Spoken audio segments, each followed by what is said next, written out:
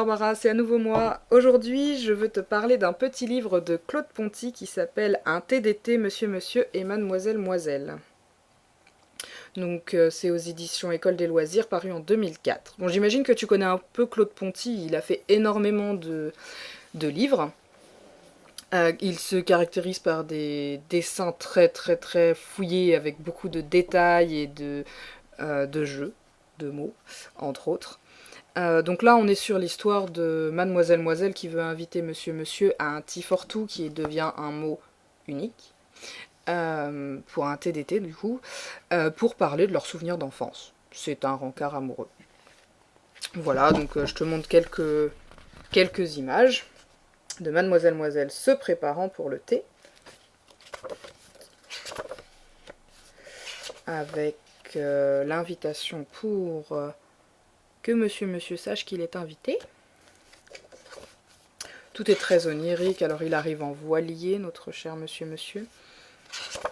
Et il y a beaucoup, et donc il parle de leurs souvenirs. Donc ici on est sur une page où il y a et les souvenirs et le présent. Le présent, ils sont sur leur chaise, et les souvenirs, c'est tout ce qui se passe autour d'eux, avec une sorte de jungle et de marécage, pour en arriver à la conclusion qu'ils s'aimaient bien, qu'ils aiment bien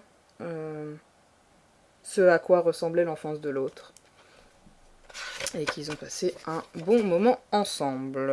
Voilà. Donc l'histoire est vraiment très mignonne, je trouve.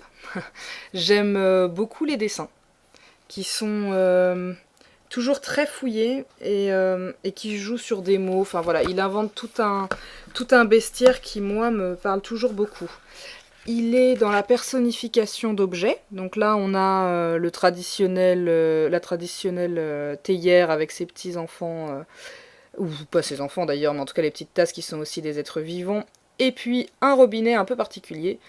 Voilà, donc on est vraiment dans la personnification d'objets, mais avec une recherche un peu différente et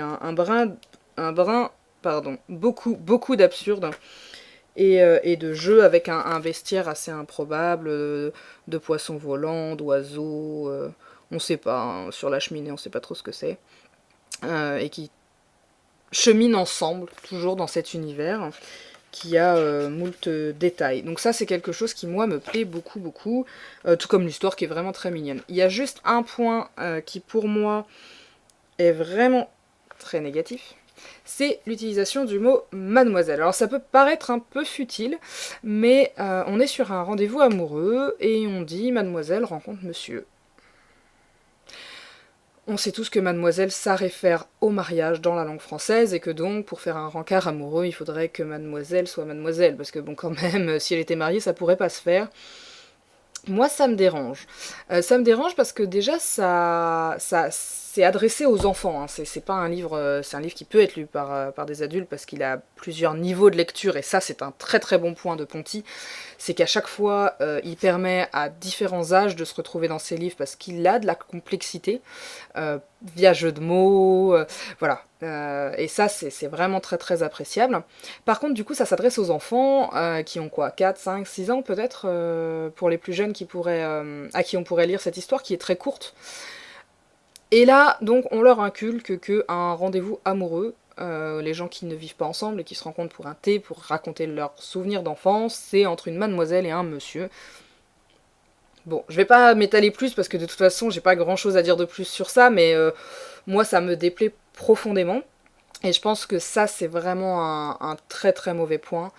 Euh, Voilà. Bon, je te trouverai d'autres livres de Ponty que j'ai préférés à celui-ci. Moi, je me suis offert celui-ci parce qu'il parle de thé et que j'adore le thé, comme tu le sais.